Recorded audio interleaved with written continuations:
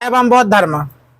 जैन धर्म बौद्ध धर्म को ऑब्जेक्टिव क्वेश्चन याद करते स्टार्ट करते हैं, बढ़िया से याद करना, ठीक है। कल भी प्रोसेस लेकर चलेंगे, चले थे, आज भी लेकर चलते हैं। जैन धर्म में वो महावीर स्वामी देखने को मिलेगा, बौद्ध धर्म में तुमको गौतम बुद्ध देखने को मिलेगा। जैन धर्म में महावीर स्वामी 540 ईसा पूर्व हुआ जन्म होता है, 468 ईसा पूर्व में मृत्यु हो जाता है। गौतम बुद्ध में 563 ईसा पूर्व में जन्म होता है, 483 ईसा पूर्व में मृत्यु हो जाता है, ठीक है। अगर महावीर स्वामी की बात बोला जाए तो बचपन का नाम है राहुल था और इसका नाम था वो बचपन का नाम सिद्धार्थ था। ये सब याद रखना। इनका भी शादी हुआ था, उनका भी शादी हुआ था। इनका बेटी एक था वो प्रियदर्शनी, नाम क्या था? हाँ, प्रियदर्शनी। उसके हस्बैंड था वो प्रियदर्शनी का जमाली, जो उसके दामाद जो था वह प्रथम शिष्य बन गया था। याद रखना है सब क्वेश्चन में। तो आगे लेकर चलते हैं जैन धर्म और बौद्ध धर्म के बारे में। क्वेश्चन याद है, महावीर जयंती पर भगवान महावीर का जन्म दिन मनाया जाता है। जो जैन धर्म के तीर्थकर थे वो कितने तीर्थकर बोलेंगे? 24वें तीर्थकर। कितने तीर्थकर वो थे? 24वें। प्रथम तीर्थकर की बात बोला जाए तो कौन था? पार्श्वर नाथ। रे लड़का ठीक से रहो। प्रथम तीर्थकर कौन था? वो पार्श्वर नाथ।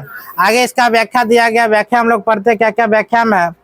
तो क्वेश्चन आपका वो व्याख्या में होता है, भगवान महावीर स्वामी का जन्म 599, वो 599 540, इसमें कंफ्यूजन रहता है, ठीक है। 599 या 540 रहेगा, दोनों डेट याद कर लेना, कंफ्यूजन था कोनो बुक में। तो ईसापुर में कुंडल ग्राम वैशाली में बिहार में हुआ था। इनके वो पिता का नाम सिद्धार्थ था, माता का नाम त्रिशला था। तो वो इनके पिता का नाम क्या था? माता का नाम क्या था? त्रिशला था। लिच्छवी वंश के शासक चेटक की बहन थी वो कौन? त्रिशला। याद रखना। आगे 30 वर्ष की आयु में इन्होंने गृह त्याग कर दिया था। किससे? वो नंदीवर्धन, अपने भाई से पूछकर। उनका भाई का नाम क्या था? नंदीवर्धन। याद रखना, नंदीवर्धन।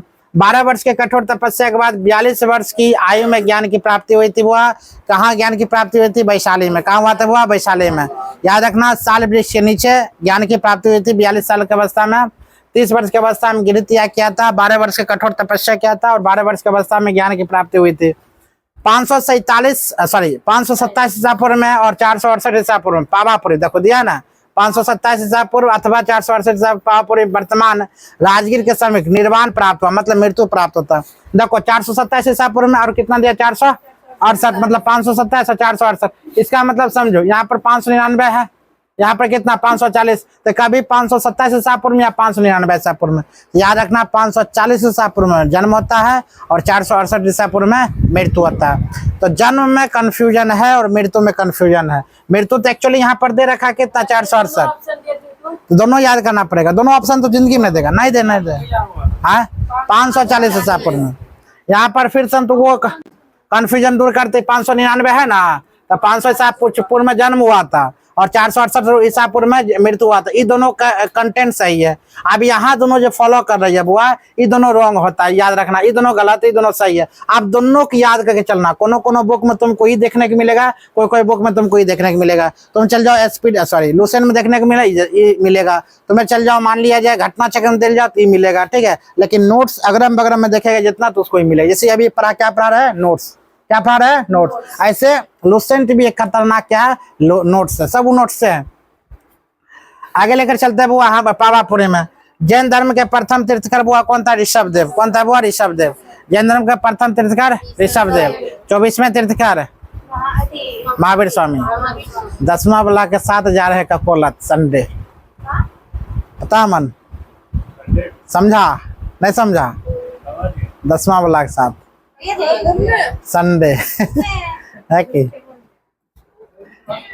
एकाएक देखेगी जब संडे जाएंगे तब। अभी हाँ, तो 10वां में आज फर्स्ट किया है, 2 साल हो गया। कहाँ लेके जा रहे हैं? कहाँ?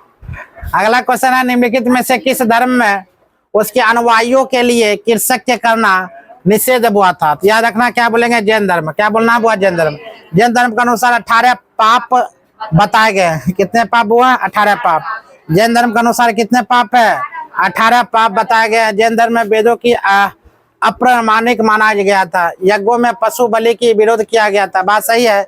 जैन धर्म अगर बोला जाता है वो यज्ञ में जो पशु बलि देता है, जैसे बकरी का हलाल होता है, खस्सी, गाय, भैंस, ये सब जो हलाल होता है, उस पर क्या कर दिया गया? विरोध किया गया था।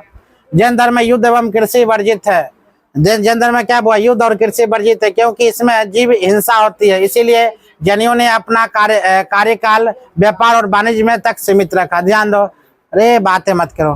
कहा जाता हुआ जैन धर्म में क्या क्या विरोध था? जैन धर्म में बोलता हुआ युद्ध ना करना और क्या ना करना, कृषि ना करना, मतलब जीव हत्या होता है कृषि से भी और किससे? युद्ध से भी। इसीलिए उन्होंने क्या किया? क्रियाकलाप में व्यापार और वाणिज्य दोनों सुना, ये दोनों क्या कर दिया? हटा दिया। अच्छा, आज के जमाना में कृषि नहीं होगा क्या जीवन संभव है? नहीं है। लेकिन जैन धर्म बोलता नहीं, कृषि ना करना, ना क्या नहीं करना हुआ, युद्ध ना करना। चलो युद्ध तो नहीं करना चाहिए, जो बात है, युद्ध कभी ना करना चाहिए। युद्ध करने से वो क्षति होता है, ईर्ष्या करने से अपने शरीर का नुकसान होता है। ईर्ष्या ना करना, ना युद्ध करना, खतरनाक रूप से। अगर कोई माफी मांगे तो एक बार माफ कर दो, एक बार में।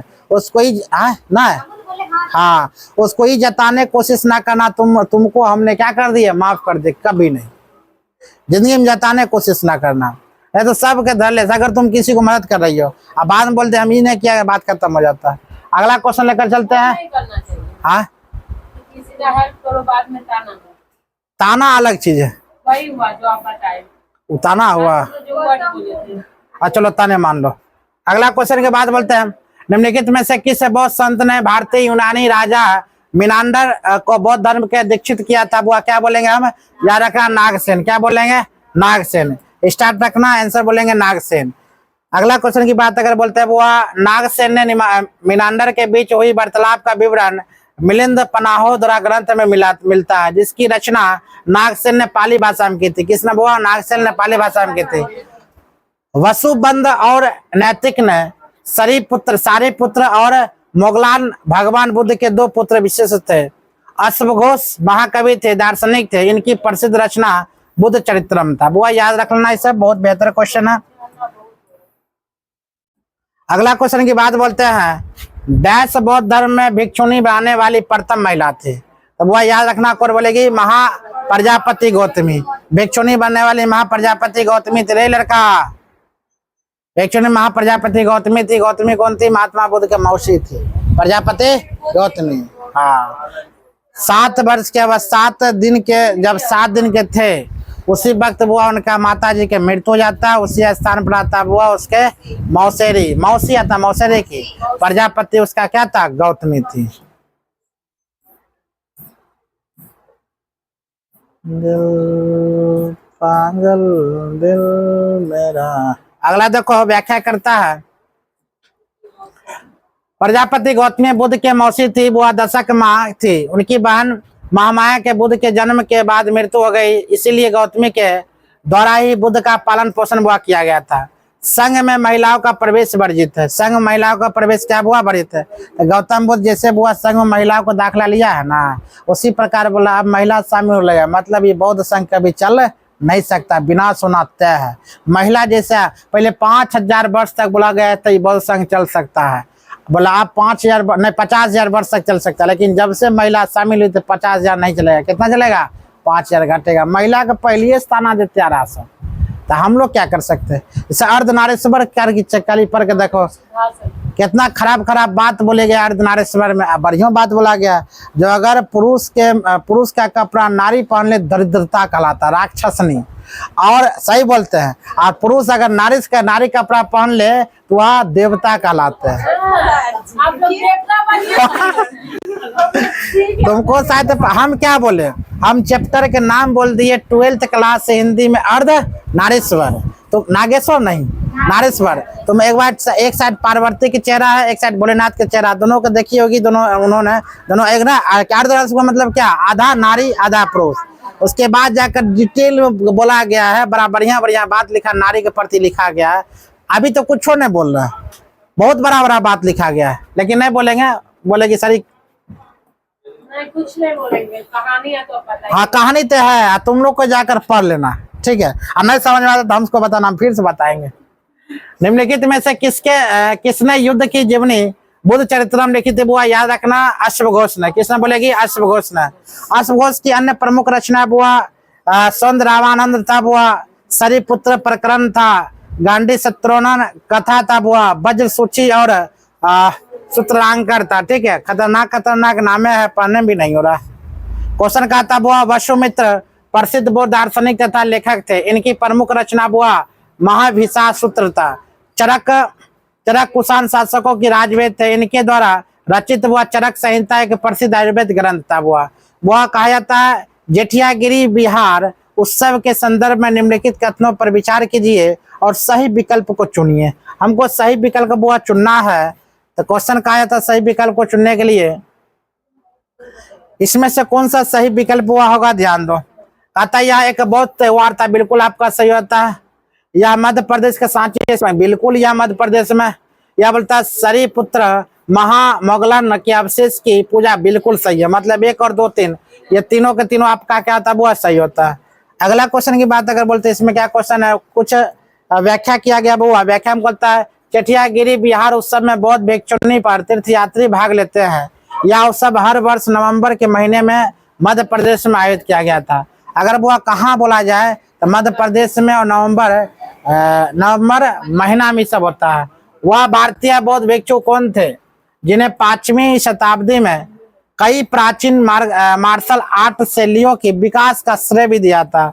मतलब मार्शल आर्ट पहले ही वो सिखा चुके थे। बौद्ध ग्रंथ में मार्शल आर्ट का मतलब समझते हो, कराटा ना, पहले ही सिखा चुके। तो उसका क्या था, वो क्या हुआ, बौद्धिक धर्म। क्या कौन धर्म हुआ, बौद्धिक धर्म।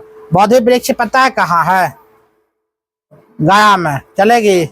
भारतीय बौद्ध भिक्षु बौद्ध धर्म पारंपरिक रूप से चीन में चान बौद्ध धर्म के प्रसार का श्रेय भी दिया था। उन्होंने वो शाओलिन मठ की स्थापना की और 5वीं शताब्दी में कई प्राचीन मार्शल आर्ट के रूप में भी किया गया था। वो इसमें किसने किया था, वो शाओलिन मठ का भी आयोजन किया गया था। क्या क्या, शाओलिन मठ का भी आयोजन किया गया था। अगला क्वेश्चन की बात अगर बोलते हैं, नेक्स्ट क्वेश्चन वो आपका है बौद्ध धर्म के शिक्षा और अभ्यास ध्यान और लंकावात्रा सूत्र पर केंद्रित थे, जो बुद्ध प्रकृति की प्राप्ति पर जोर देते हैं। गुट्टापल्ले चैत्य बौद्ध गुफा निम्नलिखित में से किस राज्य में स्थित है। फिर ध्यान दो, गुट्टापल्ले चैत्य बौद्ध गुफा निम्नलिखित में से किस राज्य में स्थित है। हम बोलेंगे वो आंध्र प्रदेश। आंध्र प्रदेश में एक फेमस है बुआ नृत्य, कुचिपुरम नृत्य। कुचिपुरम वहाँ बुआ अंधा आदमी है जो कुच्ची करते करते नृत्य देख रहा था, तो कुचिपुरी नृत्य याद रखना, ठीक है। आंध्र प्रदेश की है कुचिपुरी नृत्य। क्या बोलेगी, आंध्र प्रदेश का। देखो इसमें क्या कहा जाता है, बौद्ध वास्तुकला में चैत्य और प्रार्थना कक्ष होता है। बिहार का अर्थ बौद्ध भिक्षु विश्राम कक्ष होता है। गुट्टापल्ले चैत्य बौद्ध गुफा में स्तूप विहार और अन्य बौद्ध रचनाएं भी होता है। यह गुफा ऐतिहासिक और स्थापत्य महत्व के लिए भी जानी जाती है। क्वेश्चन की बात अगर बोले, नेक्स्ट क्वेश्चन कहा था वो इसमें भरहुत स्तूप पर ऊंची मूर्तियां डैश के चित्रण है। हम क्या बोलेंगे, वो यक्ष और यक्षिणी, यक्ष और यक्षिणी, यक्ष और यक्षिणी। अगला क्वेश्चन की बात अगर बोले, नेक्स्ट क्वेश्चन कहा था वो आपका व्याख्या दिया है बढ़िया से। भरूच मध्य प्रदेश के सतना जिले में स्थित है, जहां प्राचीन बौद्ध स्तूप अवशेष प्राप्त हुए। इसका निर्माण शुंग वंश के संस्थापक किसने था, वो पुष्यमित्र शुंग ने कब किया था, 185 ईसा पूर्व में करवाया था। सर्वप्रथम वर्ष 1873 में अलेक्जेंडर कनिंघम ने इसकी खोज किया था। अगर वो इसका खोज की बात अगर बोला जाए 1800 किस में बोलेंगे, 1800 अलेक्जेंडर कनिंघम ने खोजा था। अलेक्जेंडर कनिंघम ने रोका था। कितना क्या बोलेगी, अलेक्जेंडर कनिंघम ने।